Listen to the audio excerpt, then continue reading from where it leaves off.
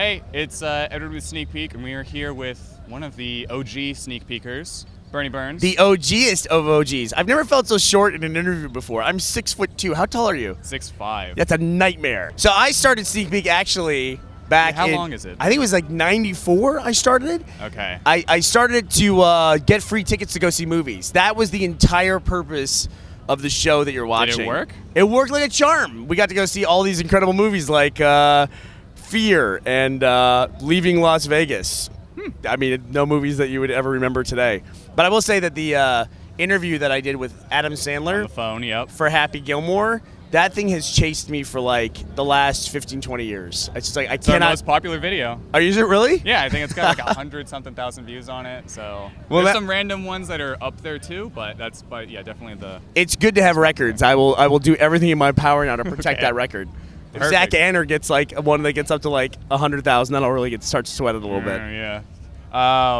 Did you ever think back at your TSCB days or your Sneak Peek days that you would, be making a movie that would be talked about on Sneak Peek? Oh, sure. I mean, especially in college, I was pie in the sky. I had tons of ambition and everything. And so what I didn't know then was how hard the process was going to be, of like building up online. I mean, I didn't know back then that, the internet would reach a point where people would watch video on the internet, which is what I do now, what I'm most known for. But yeah, I started Sneak Peek because I had a love for film, and I thought, I'll be making theatrical movies like 2 years after college. That's the way this works. And then you go out and start a career, and reality sets in a little bit, and then here we are about 15 years later, and we're talking about a movie on Sneak Peek. Yeah. How far back does the idea of Lazer Team go? Like college days of just like that, like the concept.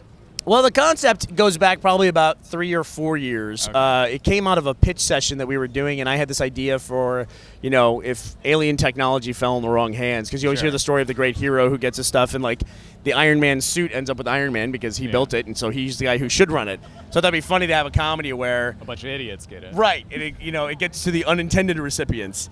And so it's an idea we had for a while, but basically the concept of making a feature film. Sure. That's been around since we started doing this stuff. I first met my production and business partner, Matt Hullum. I met him at TSTV. Yeah, he's in the video with Adam Sandler. He pops out of the chair at the end with very long hair. Yeah, and I was a computer science student, and I wanted to learn about making films, and so I went and sat in on a couple RTF classes.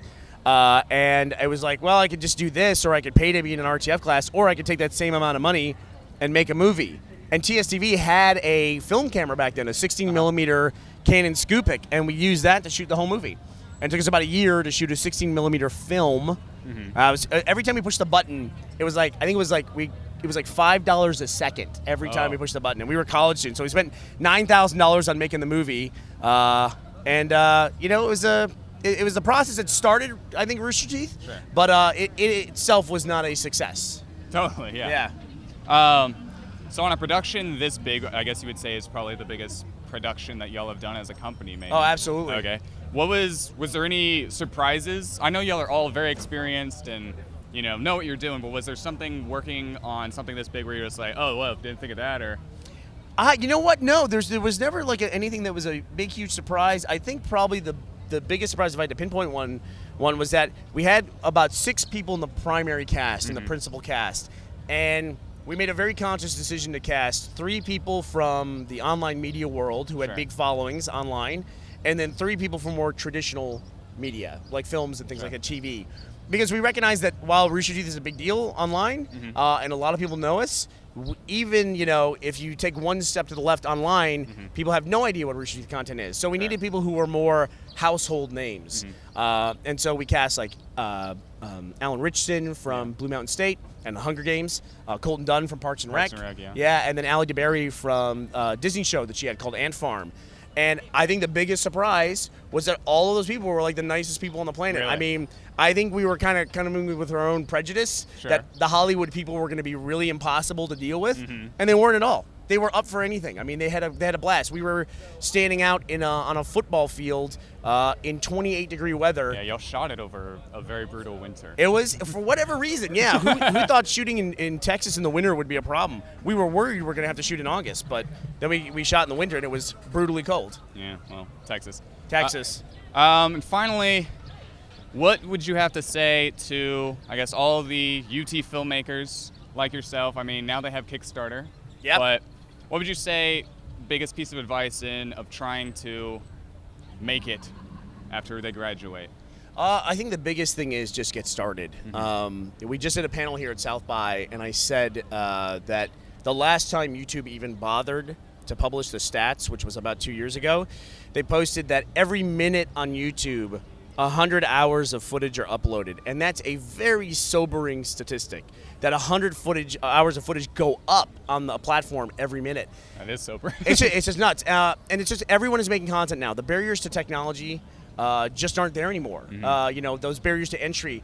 As technology gets better and better, you know, the camera that I have in my pocket is better than the camera I used to shoot my first movie with. Sure. So everybody can make content, and as a result, a lot of people do. And so I would say you absolutely have to get started. If you have a good idea for a piece of content, don't mean to scare you, but chances are if you have a good idea, somebody else probably also has that same idea, and they're probably already working on it. That's happened to me a number of different times over the years where I see something come out and I go, well, I can't use that idea anymore. So get started as soon as possible. All right, well, thank you very much from the OG sneak peeker, Burnie Burns. And Lazer Team comes out this August. That's what we're planning for. We don't have an official release date yet, but we will let Sneak Peek know first. All right, very exclusive, and then no one will watch it, and then it'll spread out throughout the web. But we'll all go see free movies together. Yes, exactly. Thanks so much, Burnie. Thank you.